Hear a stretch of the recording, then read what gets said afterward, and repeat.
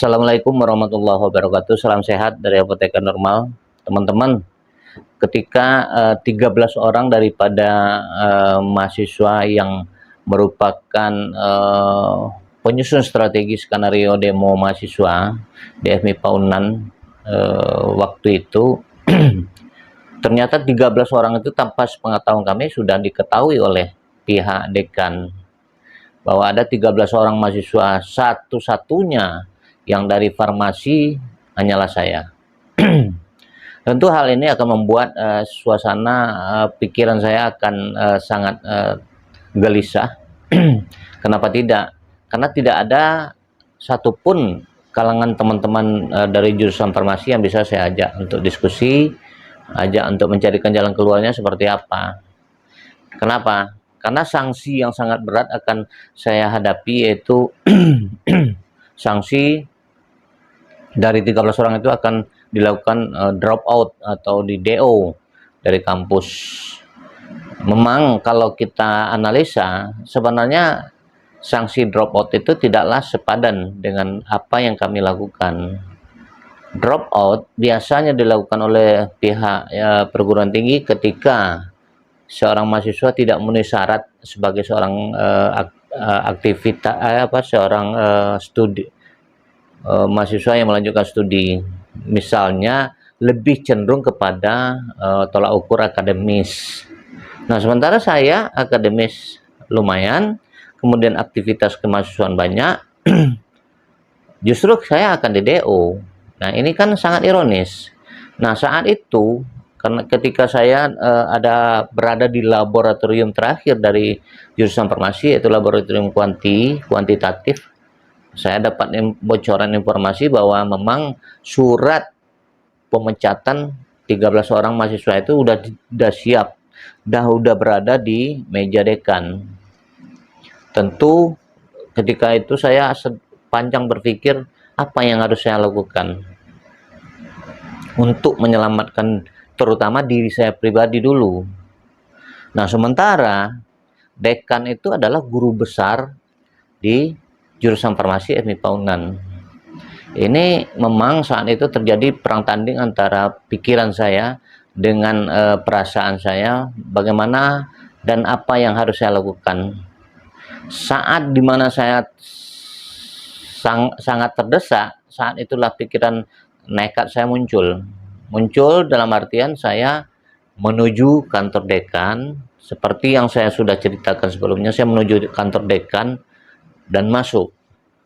Nah, ketika saya masuk, saya gedor, saya masuk, assalamualaikum, saya masuk, saya diusir keluar, kamu keluar. Tapi saya tidak keluar, saya justru lebih masuk lagi ke dalam kantor beliau itu. Nah, saya lihat di lantai ruangan beliau itu bertaburan poster-poster atau katakanlah pamflet-pamflet yang berhubungan dengan demo mahasiswa 2 minggu yang lalu. Nah, ketika saya masuk, satu langkah yang saya lakukan adalah saya kunci pintu ruangan beliau itu. Saya kunci pintu ruangan beliau itu. Nah, kuncinya itu saya masukkan ke kantong. Artinya apa? Tidak ada kemungkinan lagi untuk keluar, baik beliau, dekan maupun saya. Nah, kami hanya 2 orang itu yang berada di dalam ruangan. Alhasil, saya sebagai tertuduh setelah bertemu dengan beliau itu, saya dimaki-maki habis-habisan.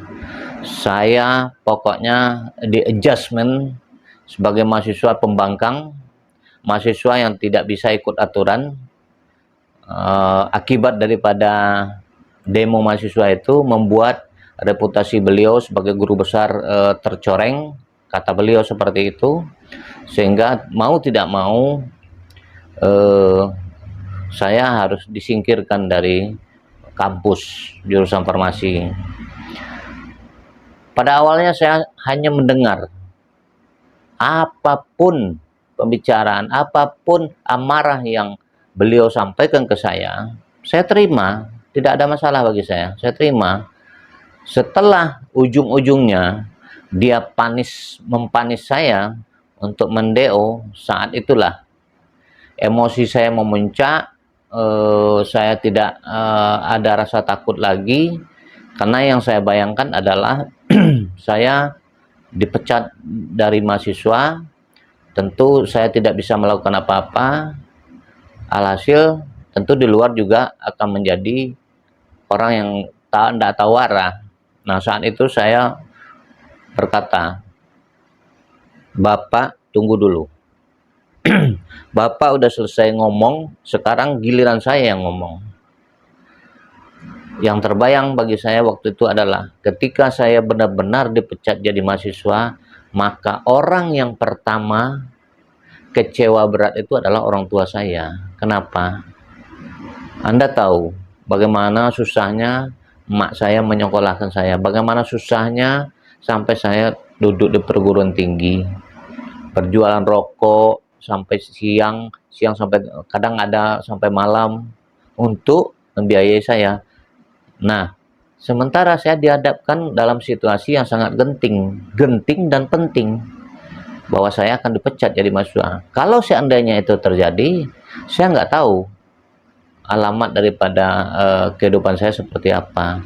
Maka saya nekat, saya bilang sama bapak itu, sekarang bapak boleh dengan kemarahan bapak pecat saya, tapi ingat, artinya bapak udah ngancurkan masa depan saya tanpa alasan yang jelas, terutama masalah akademis. Kecuali akademis saya itu benar-benar udah parah banget, bapak silakan ambil tindakan. Tapi gara-gara demo bapak pecat saya, jujur aja pak, saya udah tidak normal lagi berpikir. Hari ini juga bapak saya habisi. Saya lipat, itu ada kursi lipat yang warna merah itu, besi itu, saya angkat. Lebih bagus saya hidup di penjara ketika bapak pecat daripada saya gelandangan di jalan. Hari ini juga tamat bapak saya bikin. Saya bilang kayak gitu. Hari ini juga saya tamat bapak saya bikin. Sampai beliau itu menggigil saking ketakutannya. Saya udah kalap pak, nggak ada lagi rasa takut, saya udah habis. Sekarang justru saya berani. Hari ini juga saya cabut bapak, saya berhentikan bapak jadi mahasiswa, jadi manusia.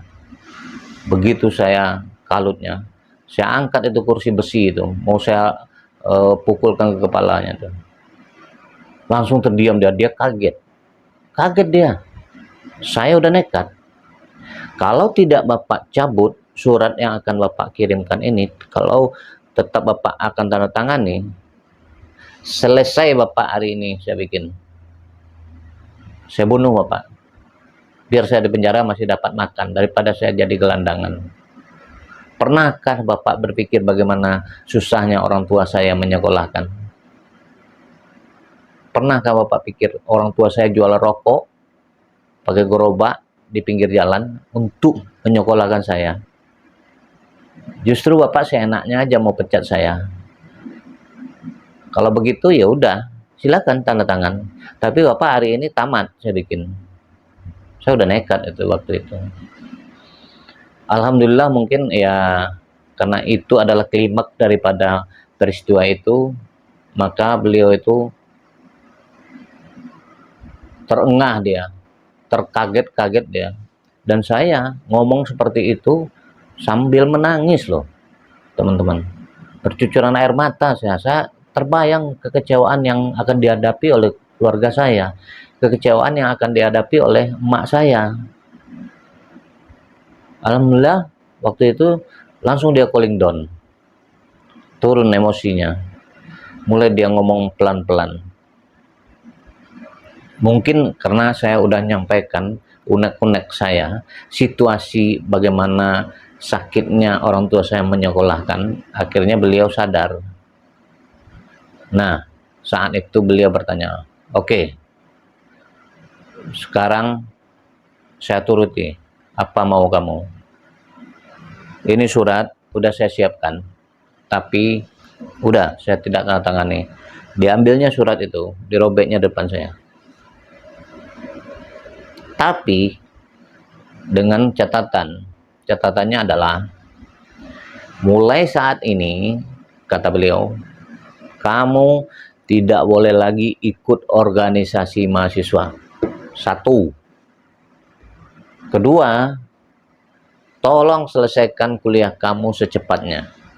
Itu catatannya. Ketiga, saya akan cabut super semar, biaya super semar yang sudah kamu terima, dan saya akan alihkan ke mahasiswa lain. Jadi mulai detik ini kamu tidak boleh lagi ikut organisasi mahasiswa, dan cepat selesaikan studi kamu dan beasiswa kamu dicabut. Itulah malapetaka yang saya terima saat itu. Tapi bagi saya tidak ada masalah.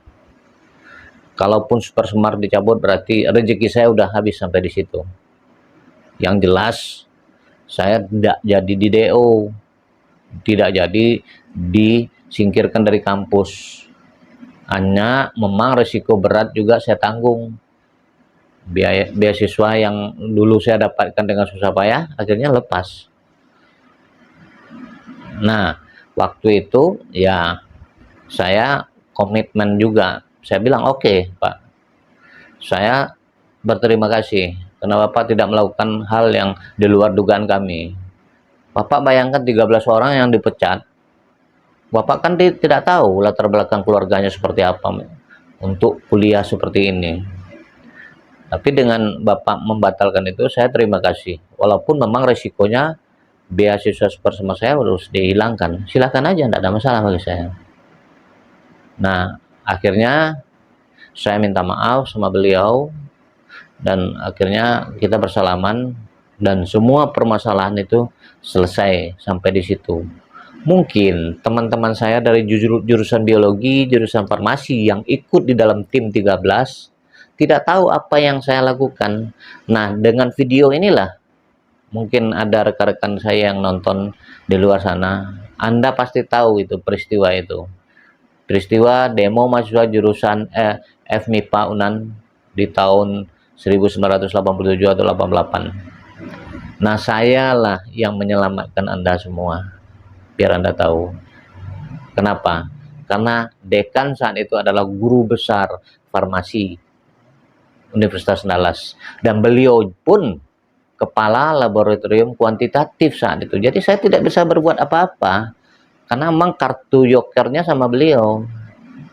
Mau tidak mau ya, mungkin puncak dari segala kekecewaan saya, puncak dari semua hal-hal yang seperti itu, akhirnya ya saya nekat berbuat. Meskipun sebenarnya waktu itu kalau memang beliau nekat juga mau tanda tangan, ya mau tidak mau saya ambil pilihan yang satu lagi itu, ya mencelakai. Tapi alhamdulillah Tuhan masih melindungi saya, sehingga terjadilah hubungan yang baik antara saya dengan beliau, alhamdulillah. Dan di akhir hayat beliau saya pernah ketemu di daerah Bukit Tinggi, dan saya secara pribadi udah minta maaf sama beliau peristiwa yang pernah saya lakukan dulu, dan alhamdulillah beliau memaafkan saya. Untuk itu saya selalu kirimkan Al-Fatihah agar beliau tenang di alam sana. Nah, inilah cerita yang sebenarnya perlu saya sampaikan kepada Anda semua.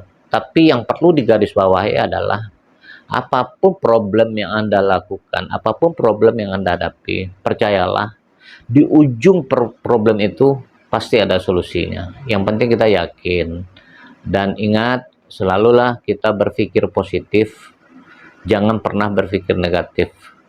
Dan Tuhan tidak akan pernah memberikan cobaan atau beban di luar batas kemampuan kita. Oke, terima kasih. Salam sahabatku apoteker Indonesia.